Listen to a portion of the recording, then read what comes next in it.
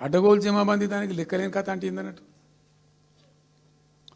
ఒక hype create చేసుడు. దీనికి ఆచుడు, దీనికి గురువు చంద్రబాబు నాయుడు. ఇప్పుడు చంద్రబాబు నాయుడు చెప్పిన లెక్కల బిజినెస్ వచ్చేది ఉంటే, ఎంఓఎల్ సక్సెస్ అయ్యేది ఉంటే ఆంధ్రప్రదేశ్లో ఈ పాటికి 20 లక్షల కోట్లు వచ్చి ఉండాలి. ఆయన ఫస్ట్ టైం అలా సీఎం ఉన్నప్పుడు ఆ ఊళ్ళో పెట్టే కదా, వైజాగ్లో, అమరావతిలో కదా, వైజాగ్లో పెట్టిండు. వైజాగ్లో ఎవరైనా వెళ్ళి ఎంఓఎల్ చేసిన వాళ్ళంటే వంట మనుషులు అని చెప్పిండ్రు. ఆ స్టార్ హోటల్లో ఉన్న బయట వంట మనుషులు, వాడు ఎవడ సప్లై చేసేటోళ్ళు, వాడు వచ్చి కూర్చోపోయి సంతకం పెట్టే పెట్టిండు వాడు పాపం. అవునా అంటే పాపులర్ అయింది అది. ఇప్పుడు మరి ఎక్కడ ఆ పెట్టుబడి ఎక్కడ చెప్పండి. ఆఖరికి 10,000 కోట్లు అన్న రావాలి. 15 లక్షల కోట్లు, 6 లక్షల కోట్లు, 8 లక్షల కోట్లు.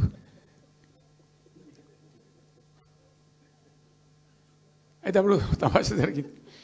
ఈ భోపాల్ ముఖ్యమంత్రి, అప్పుడు నేను ముఖ్యమంత్రి నుండి భోపాల్ ఉన్న ఆయన పేరు శివరాజ్ సింగ్ చౌహాన్, ఆయన సీఎం ఉండే. ఆయన ఆ ప్లానింగ్, అదే ఇప్పుడు నీతి ఆయోగ్ ఉంది కదా, దానిలో సబ్ కమిటీకి ఆయన చైర్మన్. నేను భోపాల్లో పెడతా బాయ్సాబ్ జర వచ్చిపోను అని ఖచ్చితంగా ఊరికే బతిమాలితే ఫోన్ల మీద ఫోన్లు చేస్తే ఏం భోపాల్ లేవా మీరు చూసుకొని అంటే, లేదు సార్ నువ్వు తప్పకుండా రావాలంటే సరే అని పోయినండి. అయితే ఆడొక ఇండస్ట్రీ మినిస్టర్ ఉంది, వాళ్ళ గవర్నమెంట్కి ఉంటారు కదా మధ్యప్రదేశ్కు. ఆమె వచ్చి నీ కొడుకు వచ్చి బాగా ఆగమాగం చేస్తానని మమ్మల్ని అంటే ఎందుకు చేస్తాడమంటే, ఆయన అదొకటితోటి మాట్లాడి ఎక్కువ చేసుకుంటుండే బాగా అంటే, నువ్వు కూడా దాంట్లో గట్టిగా చెయ్యి. ఆమె వసుంధర రాజే చెల్లెలు, ఆమె పేరు యశోధర రాజేనా ఏదో అన్నది. అంటే నేను అంతకుముందు ఒక కొద్ది రోజుల ముందే నేను భోపాల్ పోవడానికి ఒక దాదాపు 2-3 మంత్స్ బిఫోరే మోడీ గారు వచ్చిండు. అక్కడ వచ్చి 14 లక్షల కోట్లకు ఎంఓయూ చేసి పడేసారు. ఇది మధ్యప్రదేశ్ గవర్నమెంట్. ఏంటి మొన్న 14 లక్షల కోసం చేసింది కాదమ్మా, మీకు నాకు అర్థం కాదు, నీకేం రాలేదంటావు నువ్వు. ప్రధానమంత్రి మీకు సపోర్ట్ ఉండే, మీకు పార్టీ మీకు మంచిగా నీకు ఇంత లాభం ఉంది అంటే, ఓ సో బోగసాయి సాబా ఆమె నేను అతను ప్రామిస్ చెప్తాను. నేను ఐ వాజ్ షాక్డ్. అది వచ్చేదా పోయేదంత వాటిదే గ్యాసు. అంటే ఈ గ్యాసులు ఎవరిని మోసం చేయడానికి ఇంత వంచిస్తారా ప్రజలను? నికరంగా వస్తే పెట్టుబడులు రావాలి కదా, కనబడతాయి కదా. ఆ పెట్టుబడులు వస్తే లాభాలు జరుగుతాయి, ఉద్యోగాలు వస్తాయి, ఫ్యాక్టరీలు వస్తాయి, అడిషనల్ ఇన్కమ్ జనరేట్ అవుతుంది, స్టేట్ గవర్నమెంట్కి జిఎస్టీ పెరుగుతుంది. ఏం లేదు, వాటిదే గ్యాస్. మొన్న వీలైతే చెప్పి 5 లక్షల, నువ్వు కొంచెం తగ్గించి చెప్తున్నావు. నేను పేపర్లో చూసింది 575.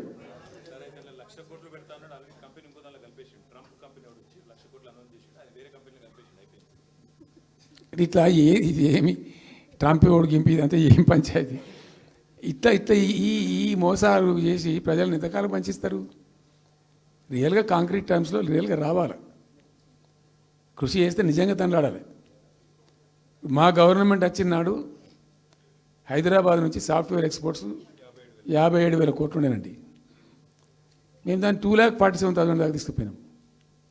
స్టెప్ అప్ చేసుకుంటూ వాటిని నరికితే గాలిలో మాటలు చెప్తే వస్తాయా? మేము బిజినెస్ మీట్లు పెట్టలే, కాంక్లేవ్లు పెట్టలే, ఏం లేదు, పరదాలు కట్టలే. బెస్ట్ పాలసీ చేస్తే ఆటోమేటిక్గా అట్రాక్ట్ అయి వస్తారు. నేను చెప్పిన అప్పుడు ఒక ఆయన ఉండే, పాప ఆయన చీఫ్ సెక్రటరీ కూడా రిటైర్ అయ్యాడు, ఆయన పేరే ఉండే మాధవరావు అల్లుడు ప్రదీప్ చంద్రకు చెప్తే ఆయన పాలసీ తయారు చేయమని చెప్తే తెప్పించండు. పాపం చాలా దేశాలకు తెప్పించండు. ఒక 50 సార్లు రిజెక్ట్ చేసిండు. ఇట్లా కాదు, నాకు కాంక్రీట్ కావాలి, ఇంకా మంచి కావాలి అని చెప్పి చాలా కష్టపడి చేసిండు. I must appreciate him. The best policy was brought in. తెచ్చిన తర్వాత కూడా ఎట్లుంటుందంటే, ఒక కంపెనీ వాడు వచ్చిండు, ఫాక్స్కానా, ఆ మహారాష్ట్రలో కొట్టుకుపోయింది. ఫాక్స్కాన్ అనే కంపెనీ చాలా పెద్ద కంపెనీ వాస్తవానికి. ఇదేవి తయారు చేస్తారు, ఈ సెల్ ఫోన్లు ఇవన్నీ ఎలక్ట్రానిక్స్లో ఉన్నాడు. చాలామంది ఉమెన్కి ఎంప్లాయ్మెంట్ దొరుకుతుంది దాంట్లో, 1000 మందికి. సరే వస్తే మనకు కూడా లాభం జరుగుతుంది, వాని ఎంబడి మస్తు దానిలో ఆల్మోస్ట్ వచ్చిండు, 90% వచ్చిండు. వచ్చిండు, మీ పాలసీ బాగుందని అప్రిషియేట్ చేసి అన్ని చేసిండు. యాళ్ళకు వస్తే మహారాష్ట్ర ప్రభుత్వం 3,000 కోట్ల రూపాయలు వానికి నగదు ఇన్సెంటివ్ ఇస్తాను వాడు కొట్టుకుపోయాడు.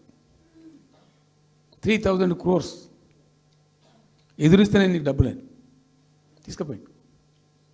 అప్పుడు మనకు అంత కెపాసిటీ లేకుంటే సరే రియల్ ట్రై చేస్తే, కాంపిటీషన్ ఉన్నప్పుడు ట్రై చేస్తే కొన్ని సందర్భాలు జరుగుతాయి, కొన్ని జరిగాయి.